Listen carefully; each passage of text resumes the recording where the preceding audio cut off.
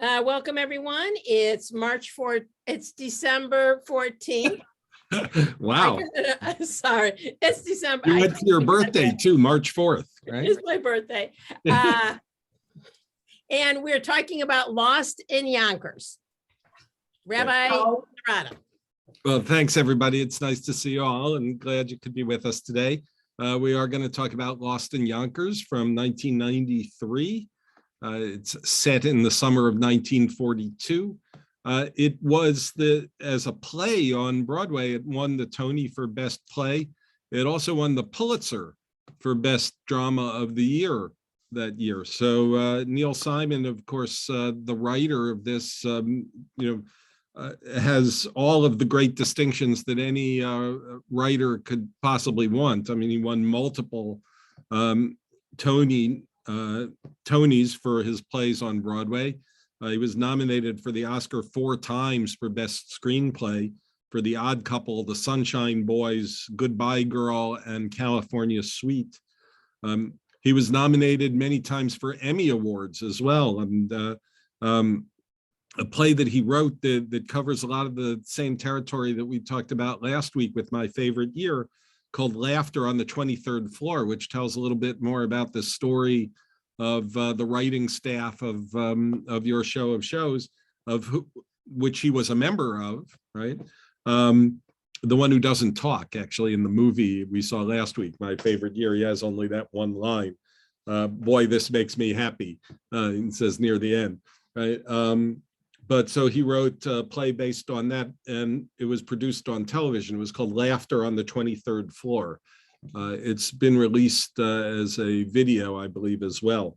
But so he got Emmy nominations for that, and for a TV production of Broadway Bound, and 2 back in the 50s when he was on the writing staff, not for your show of shows, but the succeeding show, Caesar's Hour, right?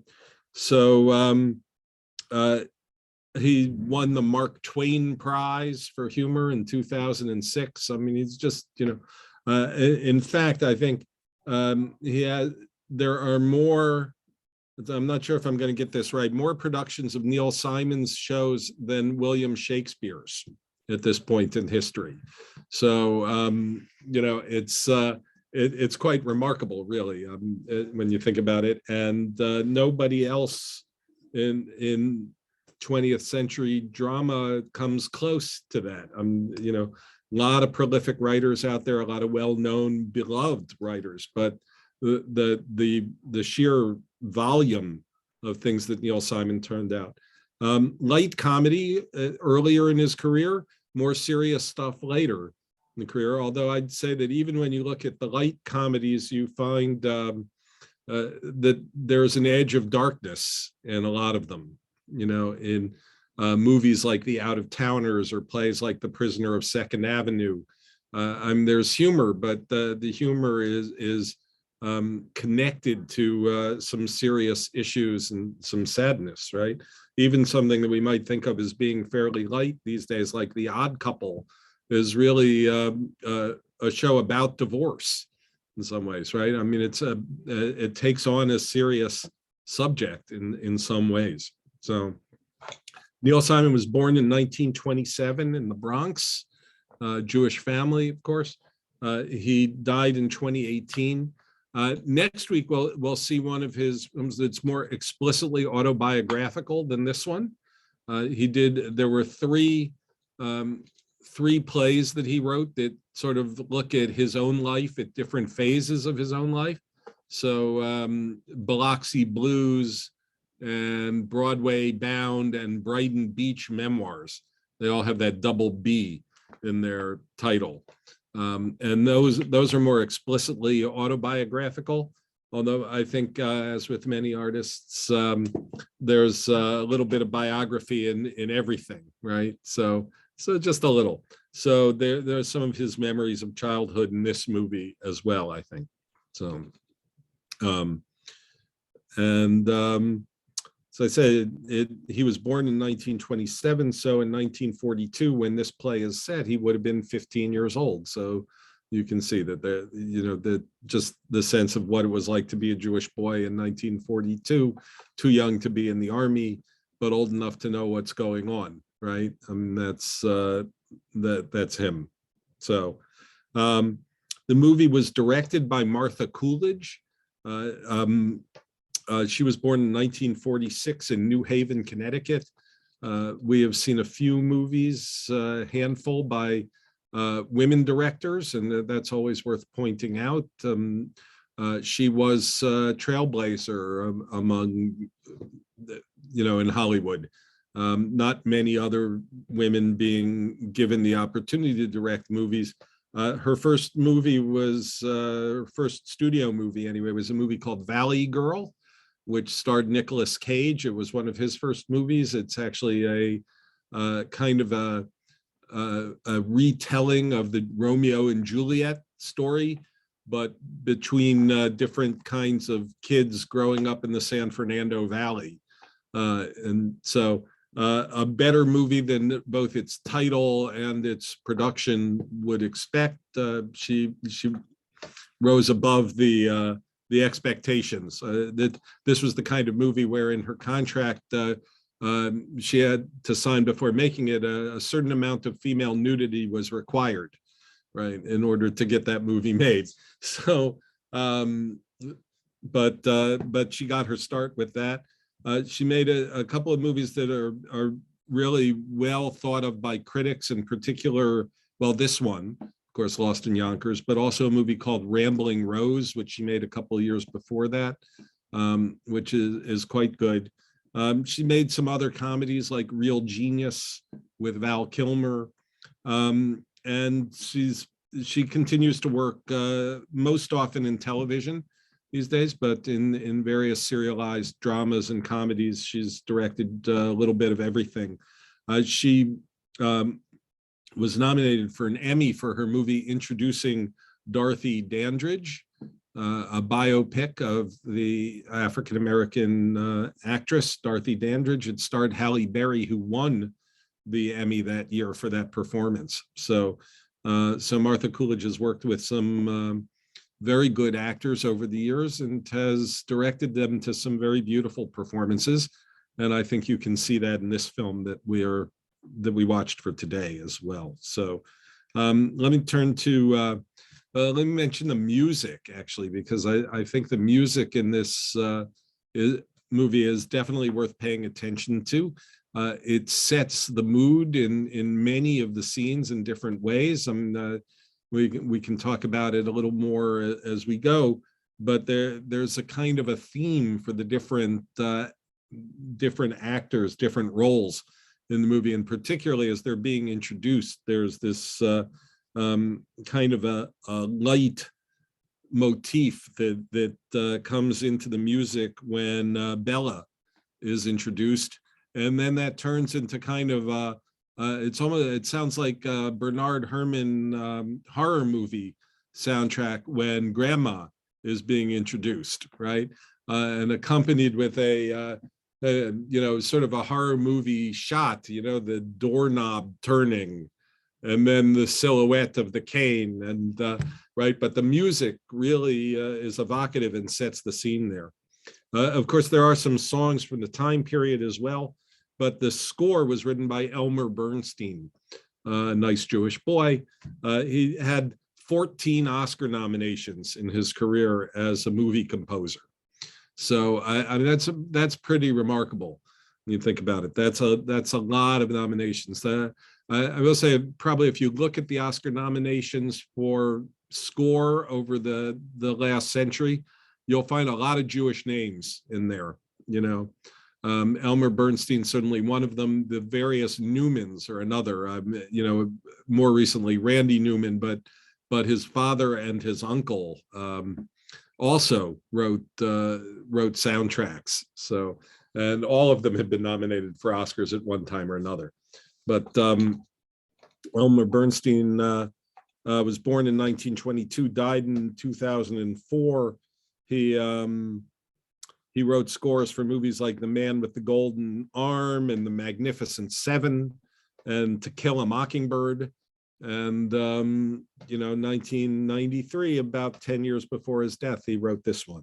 Right. So it's a pretty terrific score. I think it's almost worth going back just to try and listen to where the music comes in and out of this movie. So, and let's talk about the cast a little bit. So, of course, some very familiar faces in here, particularly Richard Dreyfuss, I guess, is the most familiar of anybody in this movie. We've talked about him before. This is the third movie, I think, that we've looked at that he's actually got a part in. Of course, we saw, if you've been with us all along, we saw The Big Fix, where he was the lead as the private eye, Moses Wine. And we also saw more recently in this group of movies, The Apprenticeship of Duddy Kravitz, 10 years before this, 20 years before this movie.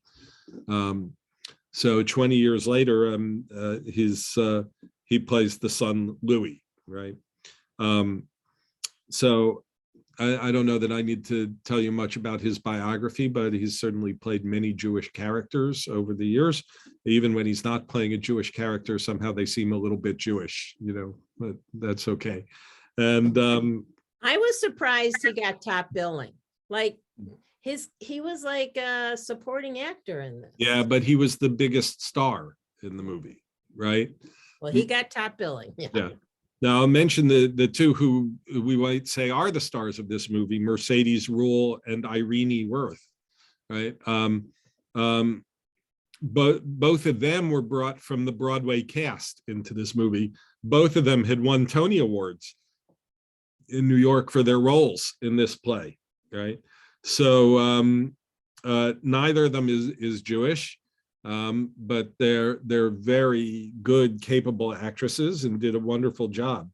The year before this, but probably after they were already deciding who gets top billing and all that kind of stuff, she won the Oscar in 1992 for the movie The Fisher King, which was a movie directed by Terry Gilliam, maybe best known for Monty Python movies.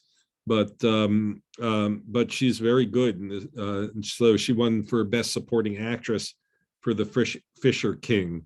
As I mentioned, she had won the Tony for Lost in Yonkers in New York, and here she plays Bella, and it's a powerhouse of a performance, right? In a character that I think is difficult to play in a lot of ways. She does it very, very well.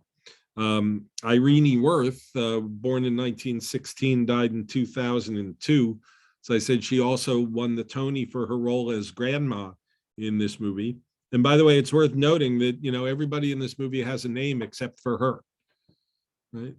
Even in the credits, it's, she's not even Mrs. whatever, she's just billed as Grandma. So Irene Werth was a remarkable actress on stage and on screen. She had her Broadway debut in 1943. She spent some time in Canada. She went to the Old Vic in England in 1951 and the Royal Shakespeare Company in 1962. She won multiple Tonys, including this Tony for playing Grandma.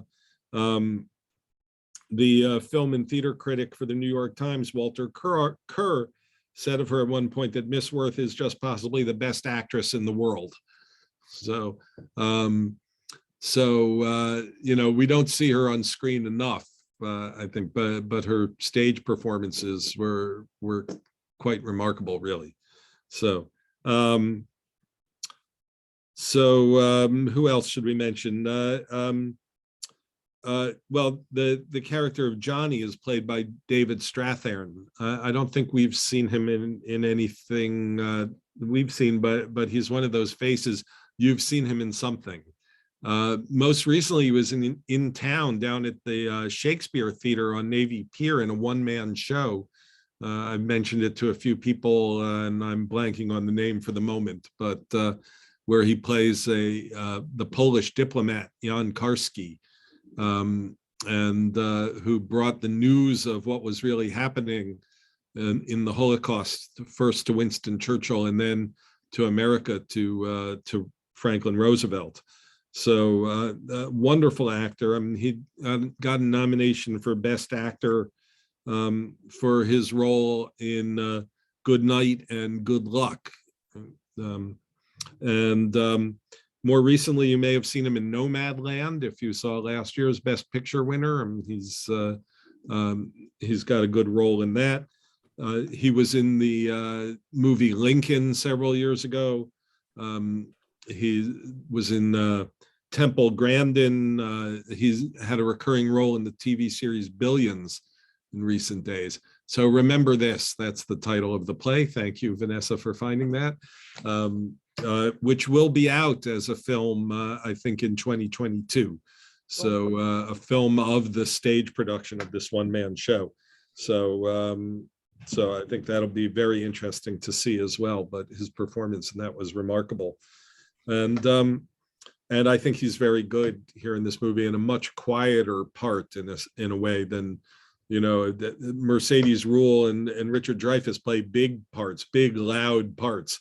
I mean, there's a scene towards the end of this movie where she's shouting at him, "Don't yell at me," and he's yelling back at her, "I'm not yelling at you," and they're both yelling, right? Those are big parts, but grandmother, in a sense, is a little drier, a little certainly less emotive, right?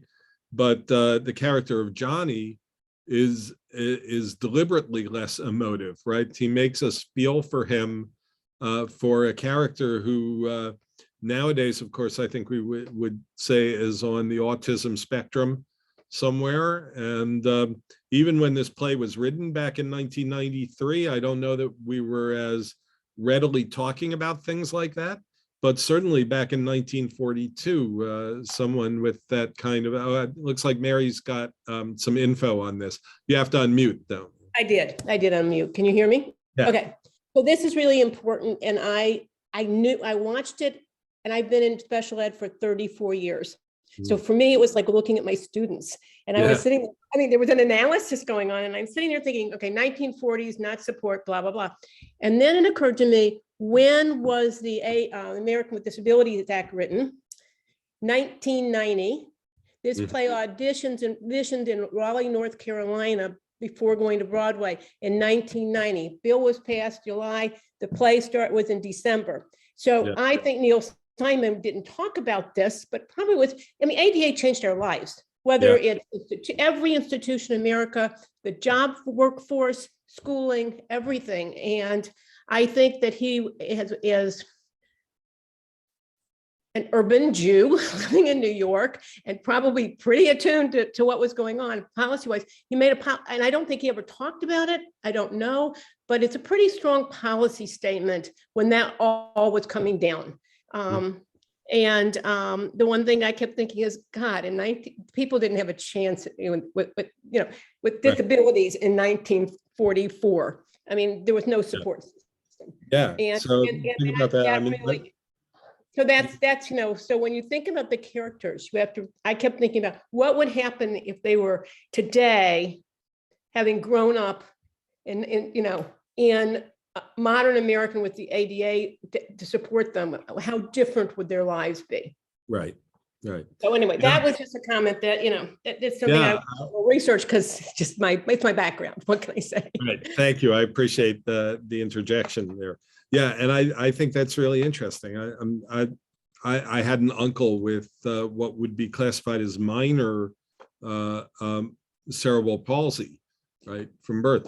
He never got past second grade because that's just the way it was back in those days. He was unquestionably, in my mind, educable, but it just wasn't done, right? And there's nobody to help him, and so forth. So these characters are doing remarkably well considering the lack of support that they have. But right, I'm not exactly, I don't think Neil Simon wants us to necessarily, give them their IEPs, right? Or No. exactly what's going on.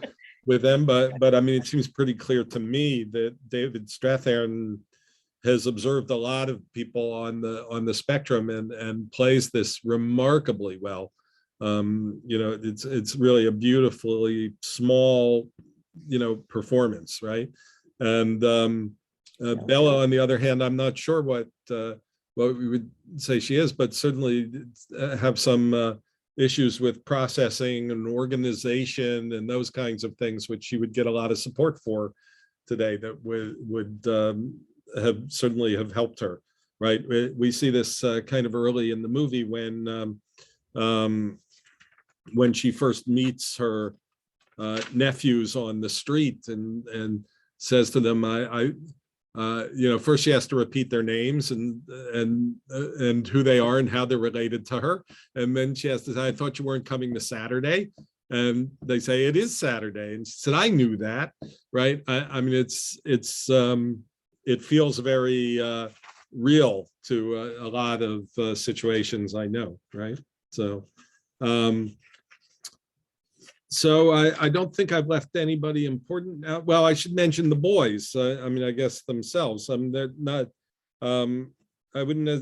And the actor who plays their dad, actually, Jack Laufer, just hasn't been in a lot of things, but I just mentioned that he was born in Israel. So, so there are some Jewish actors in this, in addition to Richard Dreyfuss.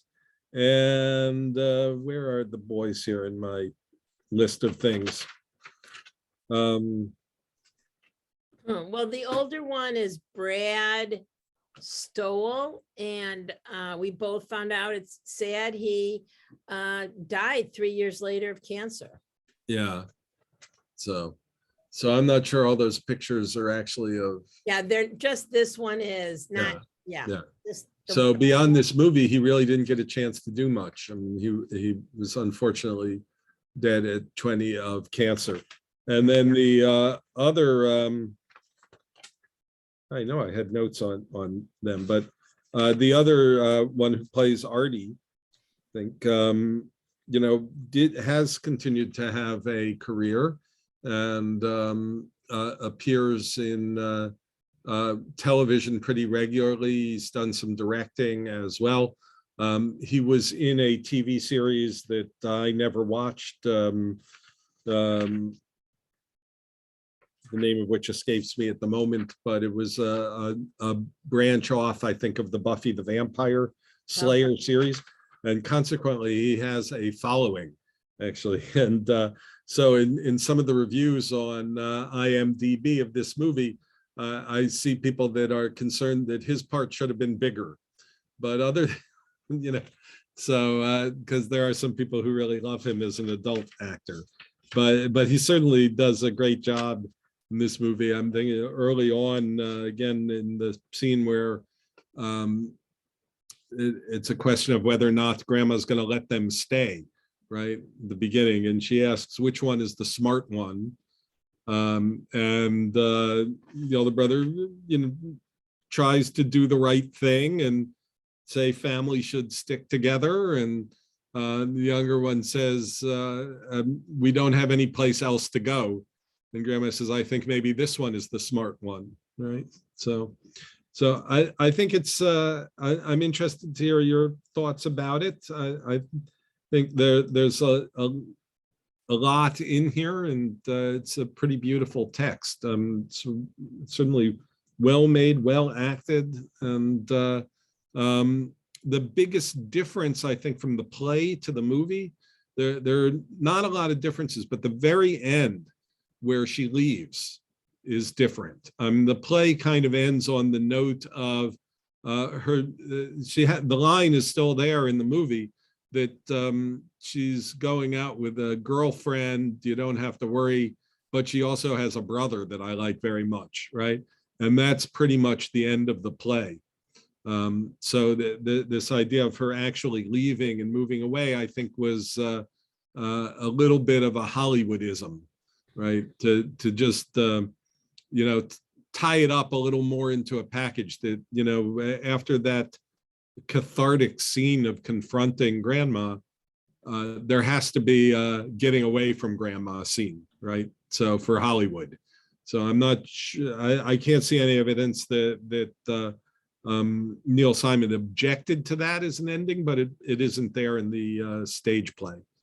You know, maybe that's just the part of opening up the play into the world of the movies, where you can actually have somebody leave and walk away for blocks while the credits start to roll. I mean, you don't do that on Broadway. So anyway, I see some hands up. So Right, Alice and then Susan. And Yeah. then Linda. Okay, I want to make a comment and then, well, a couple comments. One is, I absolutely loved this movie. I laughed and I cried. I just thought it was so well done. And Mercedes Rule, I thought she was amazing. I just, this movie really touched me. But the other comment I want to make, and this is something I think I've learned from you, Rabbi Serotta, about looking at movies. Yeah. One of my big impressions of this movie is that there were a tremendous amount of close-ups on the two boys. Mhm. And I really feel like it just, I mean, it was from their point of view, as you said, Neil Simon was around the age of the older one, you know, Yeah. in 1942. And I really think, you know, I also read that it wasn't very autobiographical, but I think maybe in the feeling of what it was like to be a teenager in 1942 had to, you know, obviously had to be a part of it. And I just think the director did a beautiful job of really focusing in on those two boys and their eyes. I just see both of their eyes. I don't think I'm ever going to forget it. So Yeah, just that's one, lovely. and then I'll be quiet.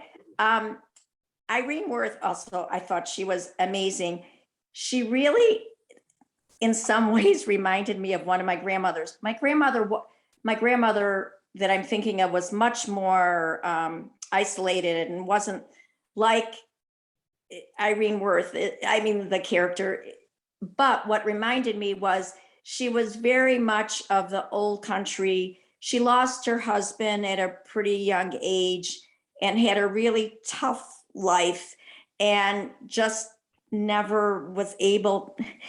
My memories of her is that she never smiled and she never, you know, really enjoyed life. And that's every time I looked at, you know, grandma, yeah, I was thinking of my grandma.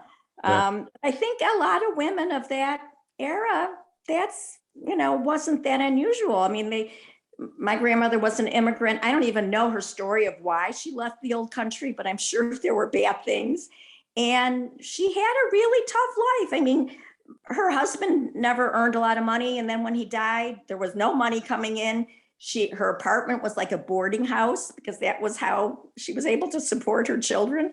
And so, yeah, so I just thought it was there so well done in terms of evoking that era. Sure. Let me say, it reminds me of one of my grandmothers as well. You know, and I'd say one thing that's interesting about that is, you know, the stereotype of the Jewish mother is much more like the one we saw last week in My Favorite Year, right? You know, the mother who's kind of a busybody and, you know, it's very different than the characterization of this mother. So I think it's interesting to see that this is not the same kind of Jewish mother that it's not really the mother that Philip Roth writes about. It's very different than the Woody Allen Jewish mother. I would say this is not, as much as it seems like your grandmother and mine, you know, it's not a stereotype that exists in the movies and books of Jewish mothers. So I think that's really interesting about this movie. And just a word about close-ups, that of course, when you go from a stage play to the screen, one thing you can't do on the stage is have a close-up, right? It's an impossibility. So those are the kinds of choices that the director actually makes to say, you know, how do I show this emotion on screen, right? And when you can't do it with the gestures and the words in the same way that you do it in the theater, you can do it with a close-up. right? And so those close-ups are very deliberate and very evocative of what's going on. Susan was next, I think. Yes. Well, I too, Alice, I agree with you. I love this movie.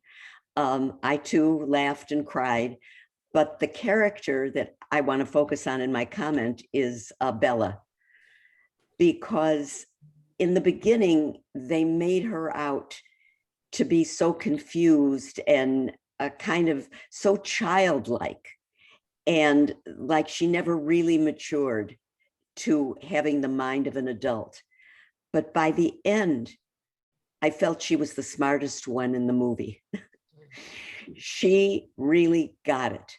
She could read into other people's characters. She knew what she wanted. And even though she approached it very often in a childlike manner, I felt by the end, she came out looking the best. Yeah. She has an emotional intelligence. Exactly, exactly. You know, which it's very important in life, right? And Right. And difficult for some people, you know. So and clearly grandma does not have an emotional intelligence. She has a different kind of intelligence. Right. Well, the grandma seemed to me so embittered. Mm-hmm. And then, you know, you learn why, Right. but it still doesn't excuse her for behaving the way she did. No, but I, you know, Richard Dreyfuss has a line about her that interests me in a sense, and it says, "Ma was a hell of a teacher," says, and you know, and it's kind of a grudging compliment, right? You know, she taught us to be self-sufficient, to not need anybody, you know, to never be beholden on anyone else, you know, to be tough, right? That's what she taught them. Now, the trade-off is that you are, you know, alone in the world, right? When you cut yourself off like that, when you make yourself that strong, you know, you're left with this anger and resentment and internalized emotion, you know. But on the other hand, strong, independent, in control, more or less, right? You know, it's not just one thing. Linda? Oh, yeah, I wanted to say I have two comments. One, the first comment was I noticed that the two young boys were wearing knickers. Mm-hmm. And I just didn't think that knickers were in 1942, but maybe I'm wrong. Maybe that was a residual of earlier times. Yeah. Because all the pictures that I see of my parents and of younger people or my aunts and uncles of that time, they're not in knickers. So I don't know if that was something that was common. I don't know. That's Linda, I don't mean to interrupt you, Sure. but I remember from the early 40s. Oh, I mean, well, not that, or not, I was only 3 in 1942, but at any rate, in like 44, 45, 46, the boy who lived next door to me always wore knickers. oh, okay. I don't remember that at all. Yeah. The pictures that I I think see it- don't it- have. it And was then Well, the internet says boys in the 1920s might wear knickers during high school. By the late 30s and early 40s, boys generally wore knickers in grade school and would get their first long pants at least by the time they were 13 or 14. So maybe they're showing that they're younger. right, they were supposed to be, 13 and older than that. But the second thing is that I wanted to say that I agree with Alice and Susan. It was a very dysfunctional family. Yeah. And at that time, there were dysfunctional families. There still are dysfunctional families. But I had, I knew people like these women. And it was very common. They had a hard life. I know my aunt, my father was the youngest of 10 children that were born to my grandmother. She had a child every 18 months, and she never loved my grandfather, but she had to marry him. It was a whole big story. But the point is that I remember my oldest aunt saying to me, that she used to say that she had 10 children and they all lived because women didn't expect their children to Yeah. live. And that's why when I heard grandma say that she took the death of her child so badly, I was surprised at that as well. But I enjoyed the movie a great deal. Steve and I had a discussion about it. He didn't like it. He found it, nasty and mean, but I found it very realistic. So I want to thank you for that movie. And I will say that might be the comment you might make about Neil Simon's plays, right? That it can be jarring for some people, this sort of tonal shift. Comedy should be comedy, right? And drama should be drama, but comedy drama is hard sometimes, right? Because it seems mean, right? If you go back to see some of his other plays, like The Prisoner of Second Avenue, which is about someone who has a nervous breakdown, right? It can feel very mean. The out-of-towners can as well. So I get where Steve's coming from when he says that. It's it's looking for a certain kind of comedy that this isn't, I think, right? And that's interesting. I also want to say that just from the comments people are making, right, it's a powerful statement of how effective this movie is, that we all relate to it. Everyone who's spoken so far relates to it as if it's our own family, right? We know these people, and that's one of the reasons why I've got it on the list, right? I mean, it's not a particularly explicitly Jewish movie, right? It's more implicitly Jewish, and there's, what I mean? There's a little bit like when she asks his name, and Yaakov, you're Yaakov, right? Okay, that's. It's clear that this is a Jewish family, but it's not built around Jewish holidays or Jewish experience in any way, right? So, Ed, you want to say something? You got to unmute. A few comments. First of all, I can relate personally. When I was a young boy, I wore knickers. I absolutely did. Corduroy knickers, and I wore them to my early years of school. We're going to need to see a picture, Ed. We're going to need to see a picture of that. I pass on that. Secondly, Judy made a very good observation of Bella in the movie, to the extent that at the beginning of the movie, and I don't know if anybody else picked it up, but Judy did, she was wearing bobby socks and what have you. And yet the last scene, when she is walking away, she has grown and she's wearing stockings, women's stockings with no bobby socks. Mm-hmm. So it's sort of she picked it up as an item of growth and development. Right. And thirdly, I have some friends who are watching this class, and we talked about the movie, and my friend mentioned that there was almost a couple of comedic parts in this movie that he picked up on, and I also, not even comedic, what's the word I want to get, but the point is that when Dreyfuss is talking about, hey, you got to have moxie, and he's really throwing himself around and throwing his arms around, it was almost cartoonish is the word, cartoonish, not comedic, cartoonish. He thought about that. And then I picked up on another thing that I thought was rather cartoonish, and that was the two gangsters in their double-breasted suits and their yellow convertibles, and the way they handled themselves was almost cartoonish also. But those two little bits in the movie, and now I'm finished. And there's a moment there where even the gangsters are afraid of grandma, right? Yeah. When they see, they turn and go the other way, right? Which I think is both good comically, but also it's really, yeah, I mean, she doesn't take anything from anybody, you know? So, right, I mean, that's the strength of her character. So it's very good. Yeah, cartoonish, that's a good word. Maybe mention the word moxie and the little dance that accompanies moxie, right? There's you know, where first he shows them shows Artie, I think, what moxie is, and then Artie has to show it to his brother and does the same little dance. And they also say it of grandma, that grandma has moxie, right?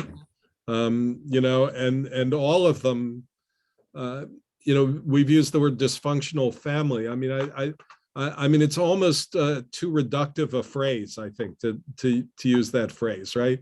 I'm, you know, and in some ways, our families are all functional and they're all dysfunctional, right? In their own particular ways. And that's, I think, the way I would see this family too. I mean, they have clearly learned something from growing up in grandma's house, sometimes to be like her and sometimes to not be like her, you know, but in either case, and even the boys at the end, when they give her a card, you know, that says they love her, right? I mean, that's, you know, there's that double edge to it, right? You love the person and not necessarily want to do the things that they did. Michael's had his hand up, so let me get that and then we'll come to you, Mary. Yes, I think I'm the friend who stole the thunder from. Yeah. But in that context, I think typical of the Neil Simon movies is you almost feel like you're watching parallel movies. One part of it is a portrayal, which is, I think, sensitive. I think actually, even though grandma was just a mean-spirited person, I think the portrayal was sensitive. I think certainly the Mercedes rural character Bella was sensitive. Then you had Gert, who was a cartoon. I mean, really, who speaks that way, where they're speaking while they're inhaling. And you have Richard Dreyfuss and the gangsters. And I think if you look at a lot of his works, he does that. He just juxtaposes what I think is extreme sensitivity with just almost, you know, cartoon buffoonery. And I really thought it came out strongly in this film. Yeah. Yeah. I think you're right. I mean, I think it's part of his writing, you know? And as I said, even in the earlier comedies, I mean, there's sort of an underpinning of something else. You might even find it going all the way back to something like Barefoot in the Park, you know? And there's an underpinning of darkness in the comedy. So as time goes on, it becomes more explicit, right? And more, he's got more serious things on his mind than he does in Barefoot in the Park, you know, but it makes him a very interesting playwright, and maybe a playwright who can be interpreted in a lot of different ways by different directors and different productions. So it may, to some degree, explain the popularity, right? Is things that are easily digestible or easily forgettable. Yeah, I think as a person who wrote comedy at the start of his career, there's this temptation to sort of go for the yucks, you know, the easy laugh. And then, of course, he has this other side of it where he really wants to try to portray something a lot more deeply. Right, right. Yeah, and what's interesting is I don't know that he ever wrote, this is as close as he comes to something that you might call drama. Yeah. Right? Do you know what I mean? He always worked in the field of comedy. Some other comedic writers, I mean, Woody Allen's a really good example, right? He thought of his early comic movies as the price he had to pay to get the clout to make the serious movie, right? And yet when he made the serious movies, of course, nobody really wanted to see those. There's a whole Preston Sturgis, the great comic director, made a terrific movie called Sullivan's Travels about just that, you know, about a guy who's a director who's great at making comedies, and now he wants to make one that's serious, It's called Oh Brother, Where Art Thou is the name of the movie that he wants to make. The Coen brothers, of course, actually made that movie, and it was a comedy. So it's an interesting thing. But Neil Simon is, so maybe it was his training. I think it was also his way of looking at the world. I mean, all the biographical stuff says that his childhood was, not all peaches and cream, and that his way of dealing with the difficulties of childhood was to make a joke, to smile and to laugh, and to try and get through the dark times that way. So I think he always sees it that way, that there's a kind of if life is difficult, it's better to laugh than to cry. Before we get to Mary, I remember going to see these as plays with my parents, and my dad would have been about the age of Artie because he was born in 33. So and then I remember, Biloxi Blues, which we'll see next week. I remember seeing that as a movie. So I don't think I ever saw this as a movie, and it's very moving. Mary. Okay, two comments from other people. Number one is that as an English lit major, I spent a year studying Shakespeare. Okay, Shakespeare's tragic comedies have the same kind of flow between a humor and the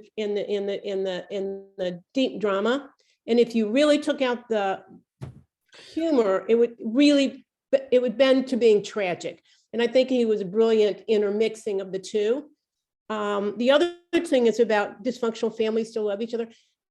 One of the highlights to me was Louis gave his sister money, which he would, and the grandma says, "Did you steal it?" And he leaves it. She leaves it. She throws it out and said, "No."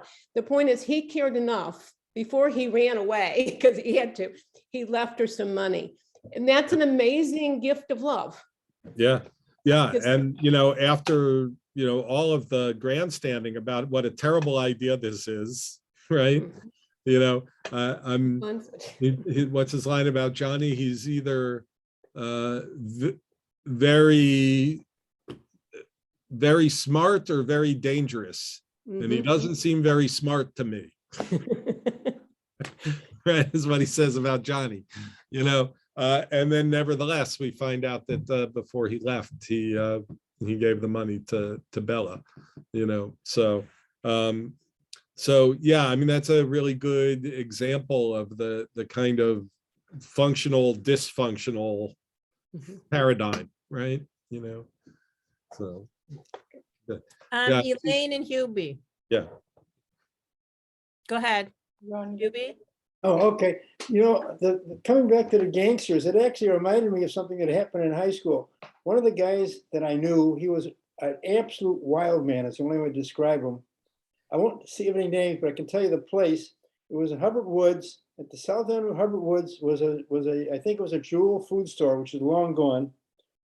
And the police came by and they were checking the store, and they left their police car with the engine running, and he jumped in the car, turned the sirens on, and roared down the street.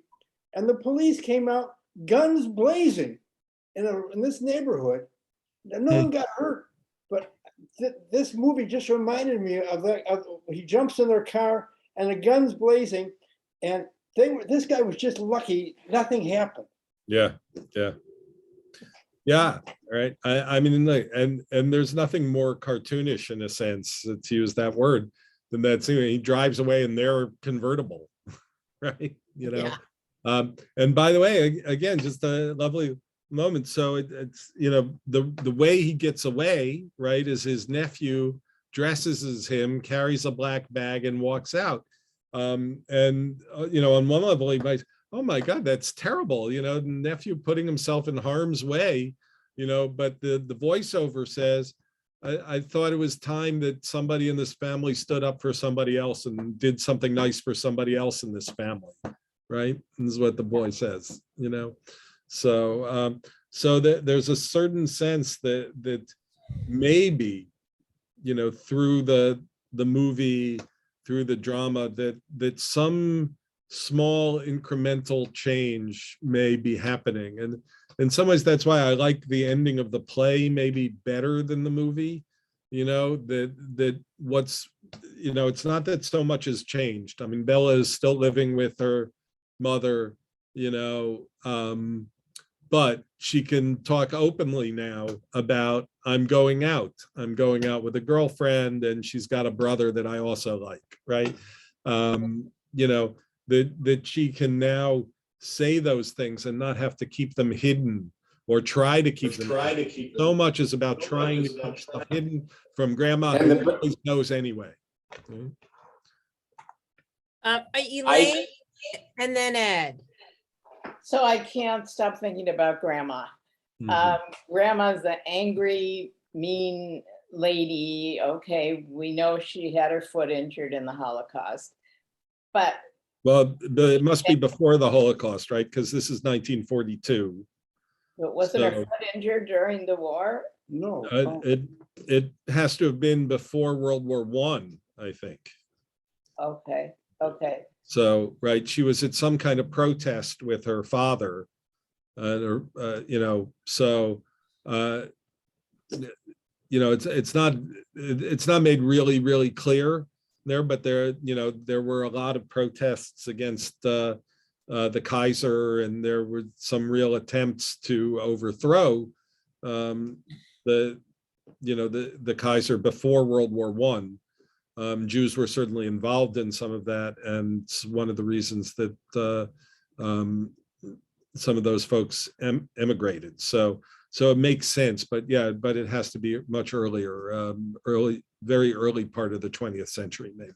But maybe she had to be a mean and angry person anyway, before the injury, to be so mean and angry at this stage in her life and with her family. Mhm. Yeah, and so I mean, our circumstances do have a role in making us who we are, and I guess some of what we are is what's born into us too. So it's both, but in the movie, they talk about that experience of having her foot run over as a child, seeing her father's head bashed in front of her, and that changed her. And then of course she loses a husband and 2 children. That also changes her, and each of these things along the way has made her more and more fiercely independent on the one hand, more and more steely in her resolve not to show emotion. She makes a big deal about her son, the boy's father, crying, when his wife died, and when my husband, I lost a husband and 2 children, I didn't cry, she says, right? So she was already made of steel before that happened, and so.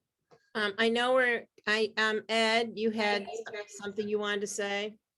Only talking about that last line that Bella said, that, she had a girlfriend who had a brother that she liked. But the significant part of that last line we haven't said is, and that he can read. Yeah, right. Yeah. So she learned something from experience, right? Yes. Yeah. So he works in a library, right? So he can read everything. So He terrific. is a delightful character. Yeah.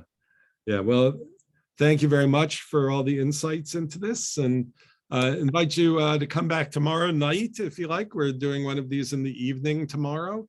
Of course, tonight for Tal Schneider, as I mentioned, but tomorrow night online, I'm going to talk about Jojo Rabbit. So if anybody wants to get in on that one, I think Jojo Rabbit's an interesting movie. If you haven't seen it, it's definitely worth seeing.